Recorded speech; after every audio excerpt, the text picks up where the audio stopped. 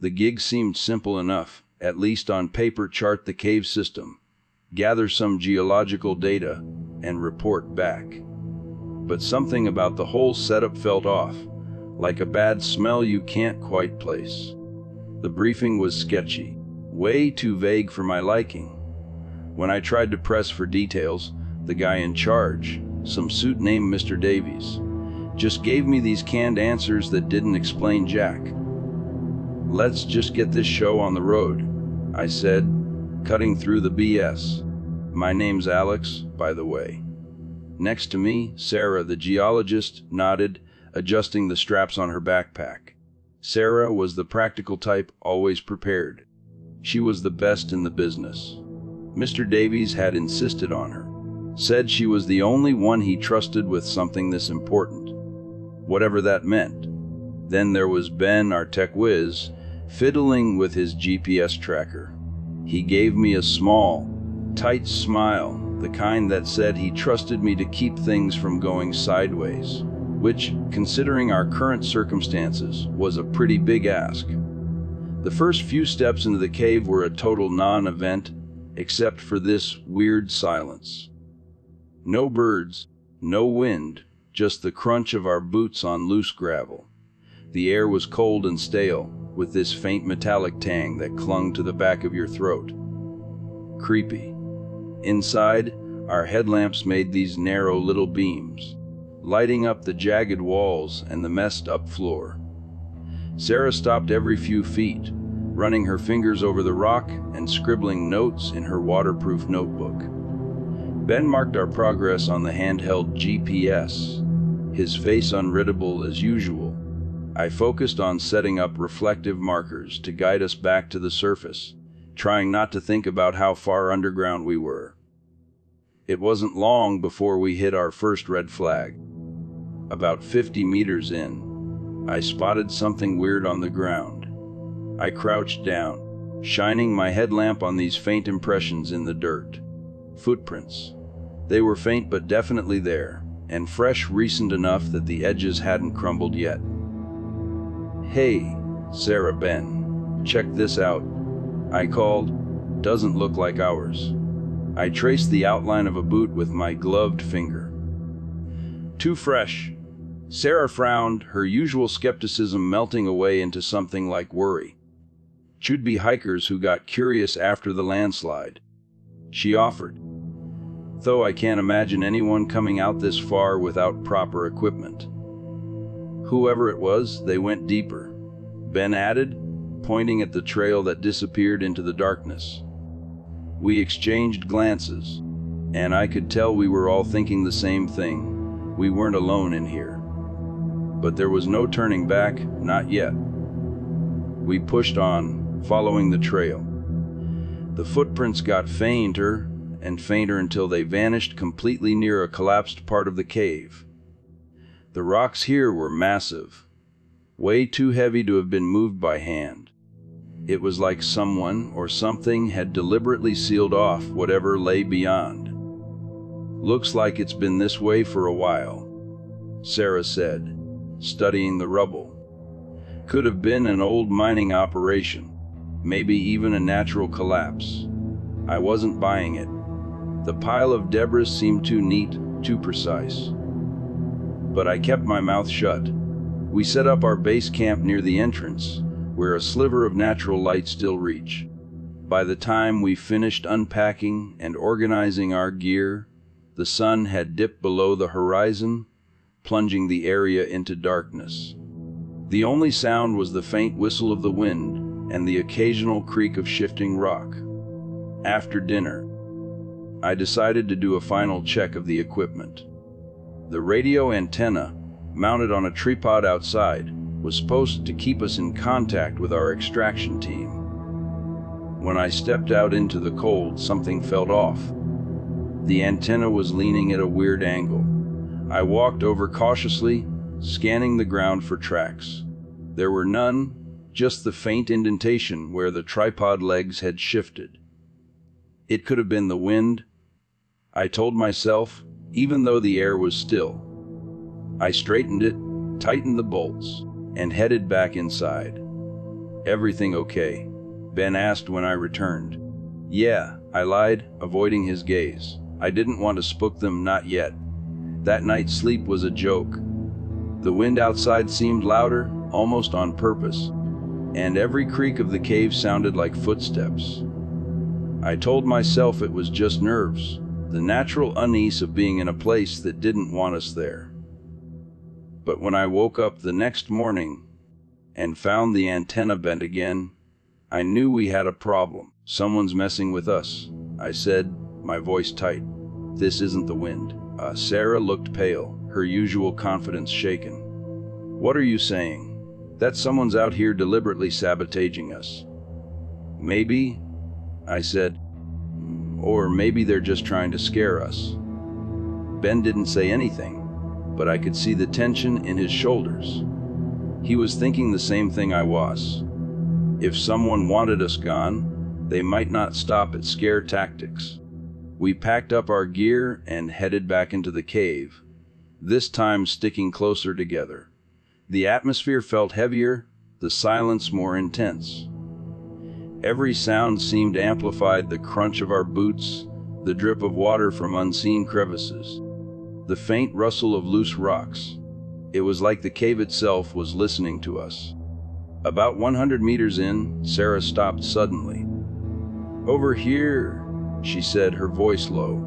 She pointed to a section of the wall where the rock was smoother, almost polished. Faint marks crisscrossed the surface, like someone had used it as a makeshift storage area. Nearby, we found an empty crate tucked behind a ledge. Its surface was damp, the wood warped from years of exposure, but the lack of dust suggested it had been moved recently. Smugglers, maybe. Ben offered, or illegal miners. Could explain the footprints. "Then why seal off part of the cave?" I asked. "And why mess with our gear?" Nobody had an answer. We continued mapping the cave, but the feeling of being watched just kept growing. Our headlamps flickered on and off, even though we had fresh batteries. Ben swore he saw movement in the shadows, though nothing was there when we checked. Sarah's notes became more erratic, her usually neat handwriting replaced by scribbled observations. By the time we returned to camp that evening, the tension was thick enough to cut with a knife. None of us spoke as we made dinner, each lost in our own thoughts. I kept glancing at the entrance, half expecting to see a shadow lurking just out of sight. That night, I was jolted awake by a sound of faint scraping, like metal on stone. I sat up, my heart hammering in my chest, straining to hear. The sound came again, closer this time. I grabbed my flashlight and slipped out of my sleeping bag, careful not to wake the others. The beam of light cut through the darkness, illuminating the cave walls. Nothing moved, but the sound continued, faint and deliberate. It was coming from deeper inside the cave. I hesitated. Part of me wanted to wake Sarah and Ben, to face whatever this was together. But another part, a primal fear I couldn't shake, urged me to go alone. I followed the sound, every step feeling heavier than the last. The air grew colder, the metallic tang stronger. My flashlight flickered, and for a brief moment, the darkness felt alive, pressing against me from all sides. When I reached the source of the noise, I froze. The footprints were back, smaller than mine, distinct in the dust, and they led deeper into the cave. My heart was pounding in my chest like a drum as I crouched to examine them closer. The edges were crisp, fresh. Someone had been here, maybe within hours.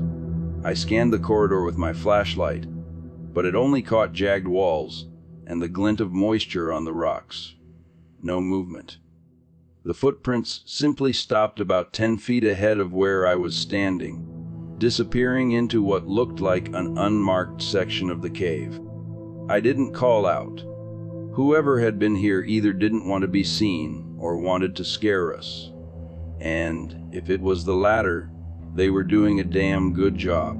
My fingers tightened around the handle of the flashlight as I took a step back. The air felt colder now, heavier, almost thick with something I couldn't place. When I turned and made my way back to camp, the sound of my own footsteps seemed unnaturally loud. Sarah and Ben were still asleep when I returned, the faint glow of the heater casting soft shadows across the makeshift camp. I stood at the entrance, listening for anything out of place, a shuffle, a whisper, even the faint scrape I had heard earlier. But there was only silence, deep and oppressive. I didn't sleep for the rest of the night. By morning, the feeling of unease hadn't lifted. Over breakfast, I hesitated, debating whether to tell Sarah and Ben about the footprints. In the end, I decided to keep it to myself.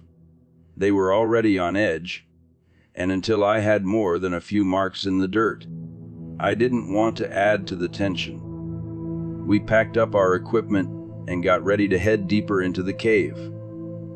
Sarah checked the first aid supplies, while Ben methodically inspected his rock sampling tools. His hands were steady, but there was a nervous energy to him this morning, as though he could sense the same undercurrent I felt. The first stretch of the day was uneventful. We marked our path with reflective tape and documented the cavern layout. The jagged walls gave way to smoother, almost polished stone, likely shaped by years of underground water flow. The sound of dripping water echoed faintly in the distance. Sarah stopped abruptly about 50 meters in. "Look at this," she said, her voice low. We gathered around a section of the wall where faint marks crisscrossed the rock. They were subtle like scratches, but deliberate enough to suggest human activity. "Should have been miners," Sarah offered, though it doesn't explain why there's no record of this place being worked on. Ben traced a hand over the marks, his brow furrowed. "It's odd," he said. "These scratches don't look random. They're more like storage markings. Inventory, maybe." We exchanged uneasy glances but pressed on. A few minutes later, Sarah called us over. She'd spotted a waterproof crate tucked into a narrow crevice behind a rock ledge. Its surface was damp, warped by years of exposure, but it lacked the dust and debris that coated everything else in the cave. "It's been moved recently," she said, pointing to the clear outline in the dirt where the crate had been placed. The lid was open, and inside there was nothing. Just empty space. "Whatever was in here, someone came back for it," I said, my voice sounding flat even to me. "Smugglers?" Ben asked, his skepticism wavering. "Maybe," Sarah said, but her tone suggested she didn't believe it either. By the time we reached the main gallery, the air had turned seriously cold. The temperature drop wasn't gradual, it was sudden, sharp, like stepping into a walk-in freezer. Our breath misted in the light of our headlamps, and Ben muttered something about thermal anomalies. We set up our mapping equipment, but the atmosphere felt heavy, oppressive. Sarah, who usually worked in silence, kept glancing over her shoulder. Ben's movements were more hurried, less precise than usual. Halfway through marking the gallery, my headlamp flickered. I tapped it, figuring it was a loose connection, but the light went out completely. "Great," I muttered, pulling out a spare battery pack. When I glanced up, I saw Sarah fiddling with her own headlamp. "Yours too?" she asked. I nodded, replacing the batteries. Ben's light flickered briefly before stabilizing. "It's strange," Sarah said. "These batteries were fresh this morning." I shrugged, trying to play it cool. "Could be the cold," I said. "It drains power faster." But even as I said it, I didn't believe it. Something about the timing felt deliberate, like another warning. We called it quits earlier than planned. All of us too rattled to continue. As I unpacked my gear, I noticed something strange. The nylon rope I'd packed, a crucial tool for navigating uneven terrain, was missing. "Ben, did you take my rope?" I asked, trying to keep my voice even. He looked up startled. "No. Why would I?" "Maybe you misplaced it," Sarah offered, though there was doubt in her voice. I knew I hadn't. The rope had been packed neatly with the rest of my gear that morning. Someone had taken it, or moved it, and the implications were impossible to ignore. Later, when I went to refill my canteen, I found it sitting on the edge of the camp, where I definitely hadn't left it. The cap was loose, and the faint smell of damp earth clung to the surface. Sarah noticed my expression and walked over. "What's wrong?" I hesitated, then showed her the canteen. "It's not where I left it." She frowned, taking it from me. "Are you sure?" "Maybe." "I'm sure," I interrupted, my tone sharper than I intended. Sarah nodded slowly.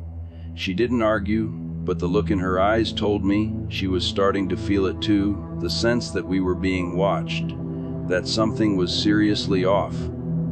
That night, sleep was a lost cause. Every creak of the cave, every faint drip of water, felt amplified. My mind kept circling back to the footprints, the crate, the missing rope. Someone was trying to unsettle us, and it was working. Around midnight, I heard it again, the faint scraping sound, like metal on stone. It started softly, almost imperceptible, but it grew louder, more deliberate. I sat up, my flashlight already in hand. Sarah stirred beside me, her brow furrowed in sleep. I debated waking her, but something held me back. The sound came from the direction of the main gallery. I crept toward the entrance of the camp, my flashlight casting narrow beams across the jagged walls. The air felt colder again, biting against my exposed skin. When I reached the gallery, the sound stopped. I stood there for what felt like an eternity, my breath loud in my ears. Then, from the darkness, a faint click echoed, a deliberate, human sound. My flashlight caught the glint of something metallic just as it disappeared around a corner. I didn't follow. I couldn't. Instead, I backed away slowly, every muscle in my body tense. By the time I returned to camp, the sound had faded entirely. Sarah was awake now, her expression sharp with concern. "What happened?" she asked. I hesitated. "Someone's here," I said finally, "and they're not trying to stay hidden anymore." Sarah's face hardened. Ben sat up, groggy and confused, but Sarah and I exchanged a look that said it all. We weren't alone, and whoever was out there didn't want us here. Morning came reluctantly, the weak light barely penetrating the cavern entrance. None of us had slept much. Sarah sat by the camp heater, staring into her mug of instant coffee like it might give her answers. Ben meticulously packed his tools, avoiding eye contact with either of us. The tension was so thick you could choke on it. "We need to move forward," I said, breaking the silence. My voice sounded steadier than I felt. "If someone's here, we can't stay in one place too long." "Forward to where?" Ben asked, his tone sharper than usual. "We've already mapped the main gallery. If someone's messing with us, we should head back to the surface and call for extraction on a radio that might not even work." "We're too deep." Sarah cut in, her voice calm but pointed, "And you know it. We'd waste hours climbing out just to find out we're still cut off." I could see the conflict in Ben's eyes. He didn't want to admit she was right, none of us did. Returning to the surface wasn't an option, not until we had more information or a real emergency. "Let's push deeper," I said, gesturing to the equipment. "If we find more signs of sabotage, we pull out." "Agreed." Ben hesitated but nodded. Sarah didn't argue. We moved cautiously, retracing our steps to the main gallery. The polished walls seemed even smoother in the dim light of our headlamps, as if they had been deliberately shaped. The air was colder here, carrying that damp, metallic tang that made my throat tighten. Sarah paused to take samples of the sediment along the floor. She murmured something about unusual mineral deposits but didn't elaborate. Ben was more focused on examining the scratches on the walls again, his hands hovering over them as if touching them might tell him more than his eyes could. "They're too consistent," he said finally, "not random. Someone definitely left these intentionally." I stepped closer, shining my light on the markings. They were shallow, almost like tally marks in some places, but in others, they seemed more like symbols, a language or code I couldn't understand. "What do you think they mean?" Sarah asked. Ben shook his head. "Could be inventory, like I said. Or..." He trailed off, his expression hard to read. "Or what?" I pressed. "Or warnings," he said quietly. We pressed on, following the faint draft of air that hinted at an unexplored passage. It led us to a section of the cave we hadn't mapped yet, a narrow corridor that forced us to move single file. The walls here were rougher, jagged, and the floor was slick with moisture. Our progress was slow, every step deliberate. About 20 minutes in, we reached a dead end. Or so it seemed. The narrow corridor widened abruptly into a small chamber, and at the far end, a barricade of old timbers and rusted metal plates blocked the way. The beams were dark with age, their surfaces warped and splintered, but they were intact. "This doesn't look natural," Sarah said, running her hand along one of the beams. "It's not," Ben confirmed. "This is reinforced construction. Someone sealed this deliberately." "Why?" I asked, though I wasn't sure I wanted the answer. No one replied. Instead, we stood there in silence, staring at the makeshift barrier like it might tell us its secrets if we waited long enough. Finally, I sighed and pulled my multi-tool from my belt.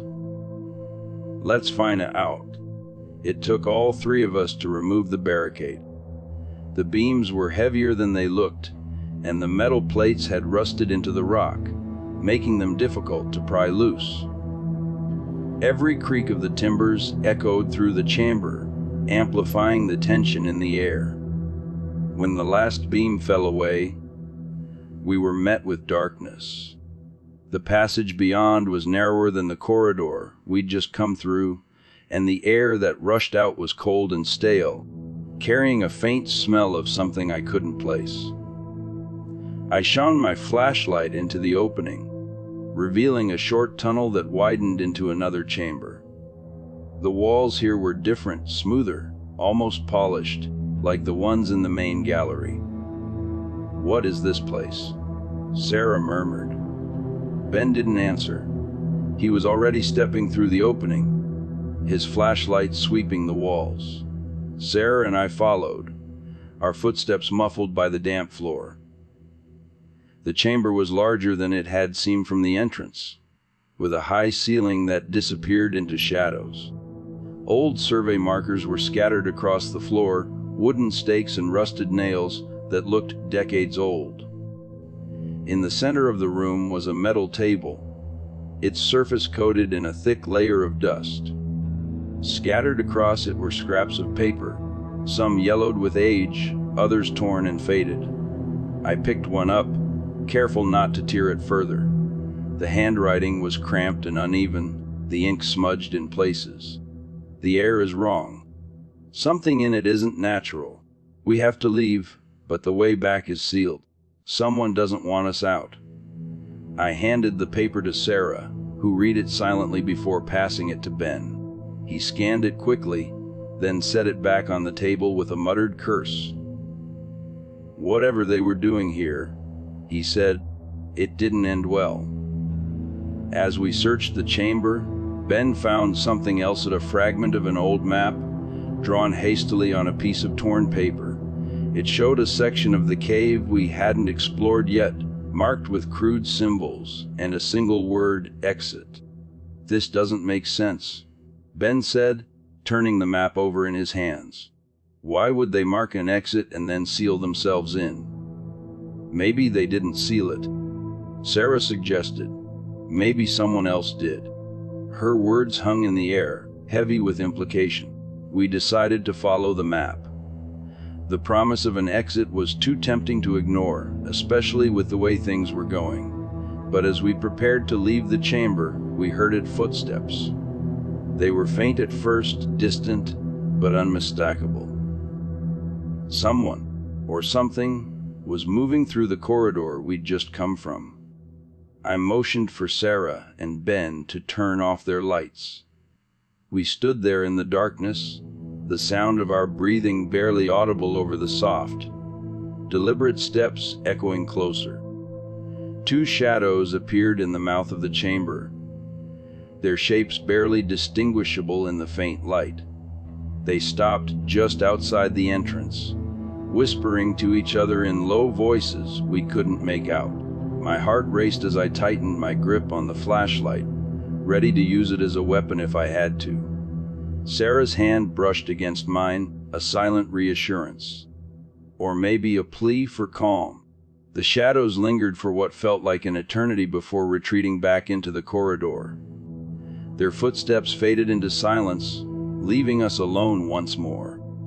"We need to go," I whispered. Ben nodded, his face pale but determined. Sarah didn't argue. With the map as our guide, we stepped into the unknown, the faint draft of air our only promise of escape. The faint draft carried us deeper. The map Ben held was our guide, its crude lines promising an exit that none of us entirely trusted. The weight of silence pressed heavily on us, broken only by the muffled crunch of our boots on the damp stone floor. Every step felt like a gamble, each decision pushing us further from the relative safety of what we knew and closer to whatever was waiting for us. The corridor narrowed until we were forced to move single file again.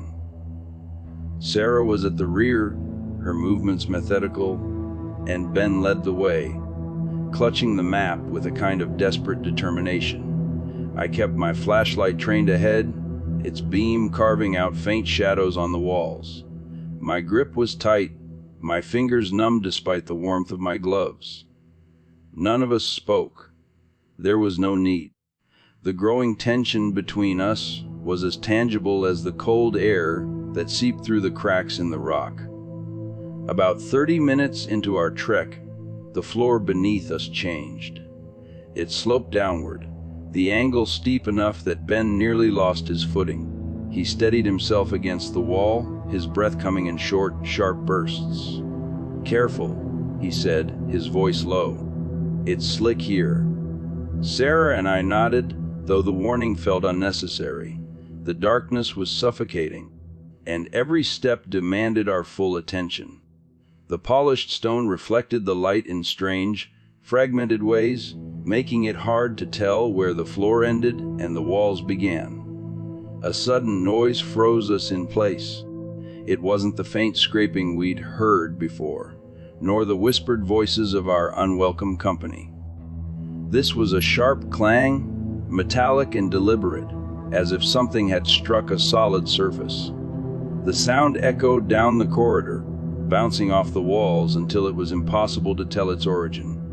Ben turned to me, his eyes wide. "That wasn't us."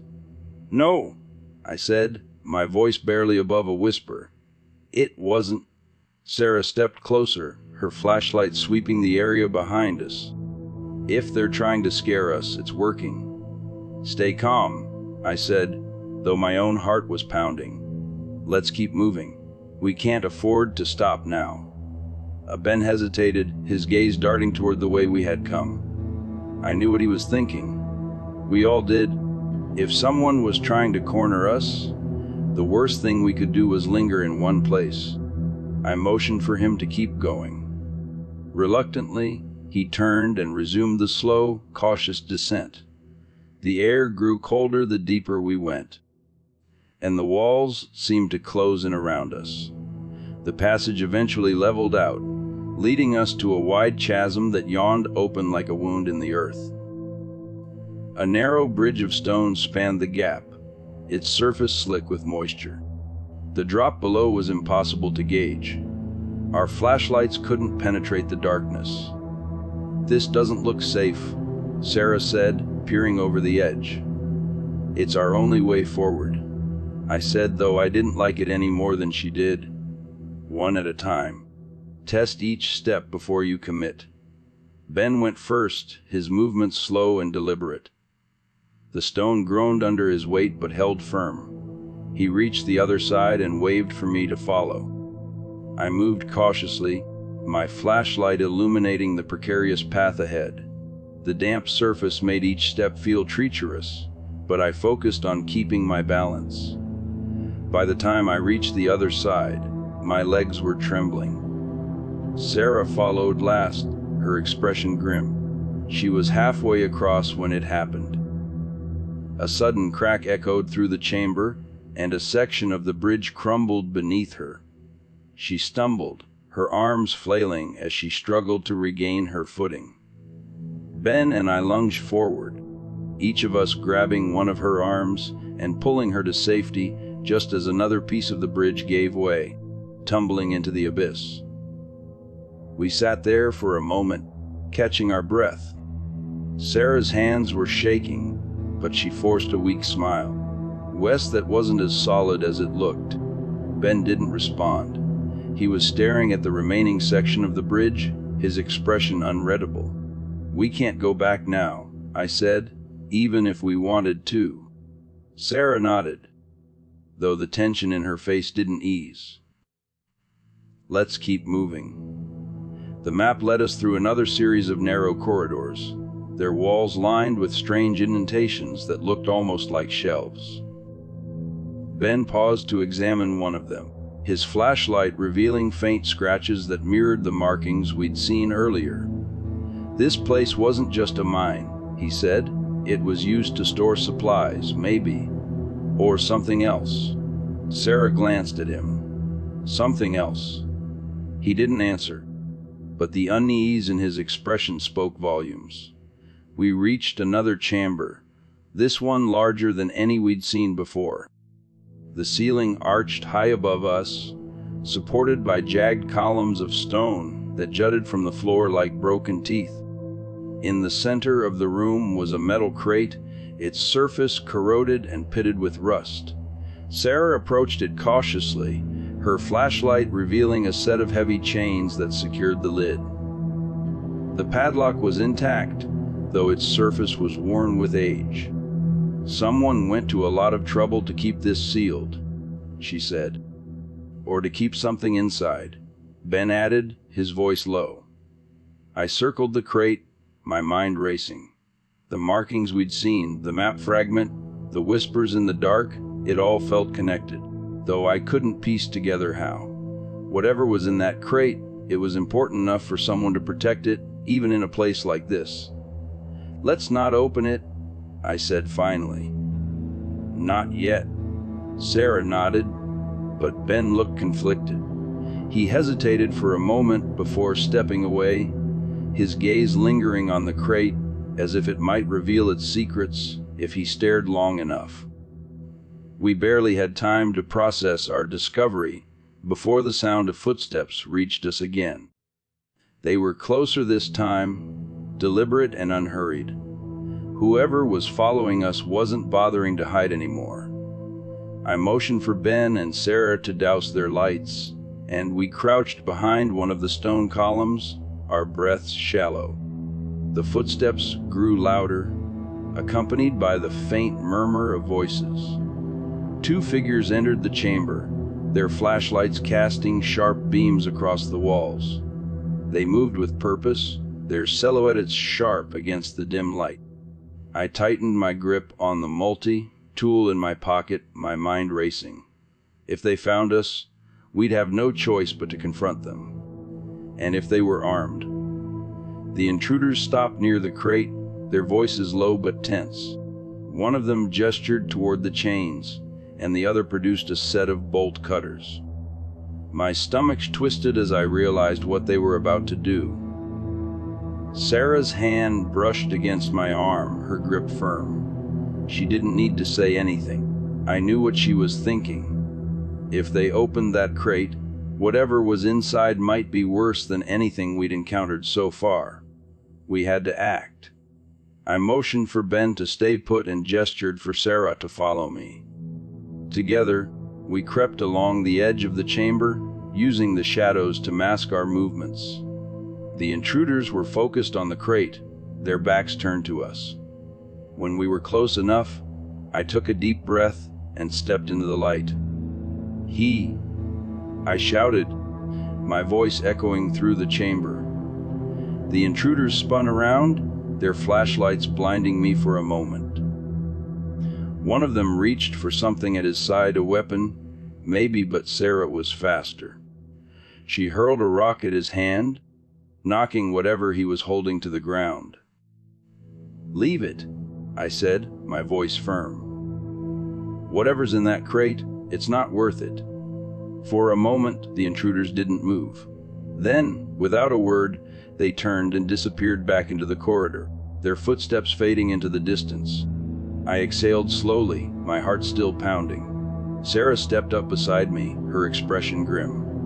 "That won't be the last we see of them," she said. "I know," I said. "But at least we bought ourselves some time." We didn't linger in the chamber. Whatever was in that crate, it wasn't our problem anymore. We had a map to follow, and the faint promise of an exit was the only thing keeping us moving. As we left the chamber behind, the sound of footsteps returned, fainter this time but still present. The shadows around us seemed darker, the air colder. Whoever was following us wasn't done yet, and neither were we. The shadows around us seemed to thicken as we pushed forward. The air was growing colder, almost bitter, and every sound carried an unnatural weight. Ben led with the map, his steps quick but calculated. Sarah was behind him, her breathing steady but tense. I kept to the rear, flashlight held high, sweeping the darkness for any sign of movement. Whoever, or whatever, was following us hadn't stopped. The faint echo of footsteps behind us served as a constant reminder that time was running out. The map promised an exit, but with every step forward, it felt more like a gamble than a guarantee. We came to another narrow passage, barely wide enough to squeeze through single file. The walls were rough here, jagged, and the floor was uneven, forcing us to move cautiously. Ben slowed, studying the map under the faint glow of his flashlight. "According to this," he whispered, "we're close. There should be a large chamber ahead. From there, the exit route should be clear." Sarah looked over his shoulder, her voice low. "If this map's right, and if the exit isn't sealed like the others." Ben didn't answer, but I could see the doubt in his expression. Still, we pressed on. The passage eventually opened into a cavern larger than anything we'd seen before. The ceiling arched high above us, lost in shadows, and the walls were covered in strange, angular markings, symbols carved deep into the stone. They were unlike the scratches we'd seen earlier, more deliberate, almost mathematical in their precision. "What is this?" Sarah murmured, running her fingers along one of the carvings. "It's different, older." Ben was silent, his eyes scanning the room. "This doesn't feel right," he said finally. "We need to move quickly." He was right. The room felt wrong, like the air itself was pressing down on us. The faint metallic tang we'd noticed earlier was stronger here, almost suffocating. I stepped closer to one of the walls, shining my flashlight over the carvings. They were too intricate, too deliberate to be random. "This place wasn't just a mine," I said. "It was designed." "But for what?"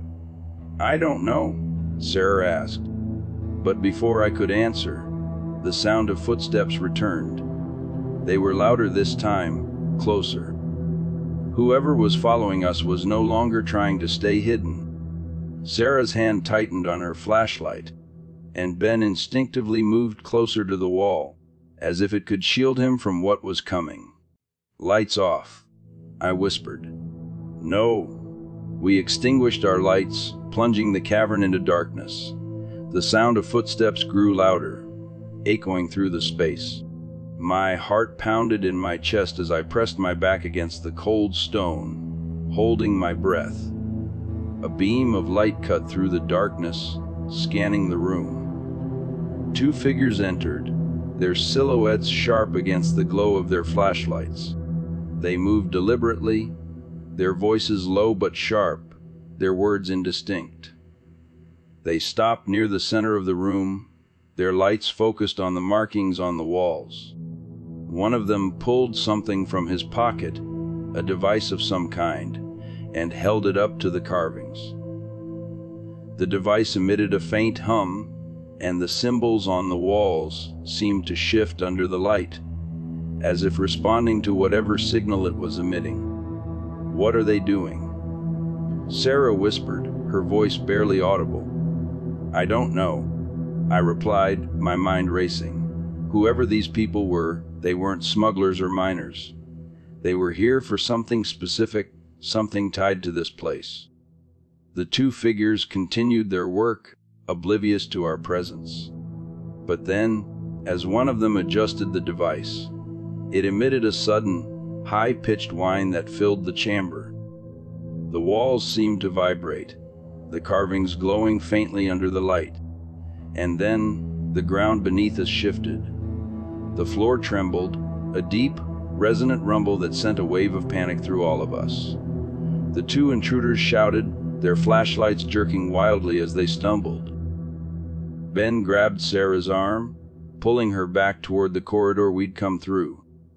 "Run!" I shouted, my voice barely cutting through the chaos. We bolted, our footsteps echoing wildly as the tremors grew stronger. Behind us, I heard the intruders yelling, but their voices were drowned out by the sound of cracking stone. The corridor ahead was narrow, forcing us to move single file again.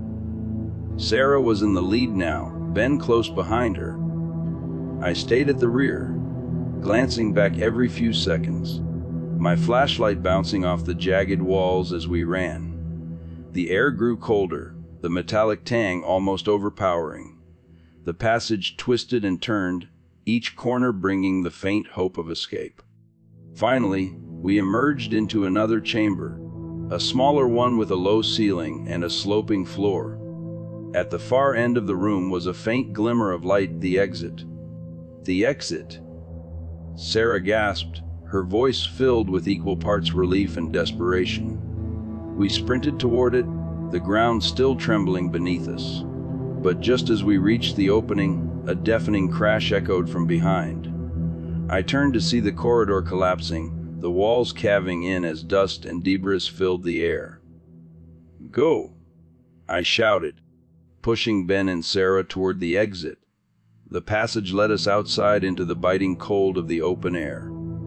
Snow swirled around us, the pale light of dawn casting long shadows over the rocky terrain. For a moment, none of us moved, too stunned by the sudden change. "We made it," Ben said, his voice shaky. "We're out."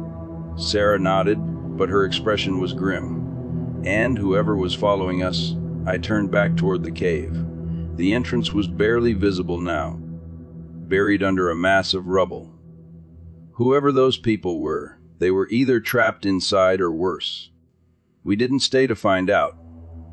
The three of us made our way down the slope, our breaths forming clouds in the freezing air.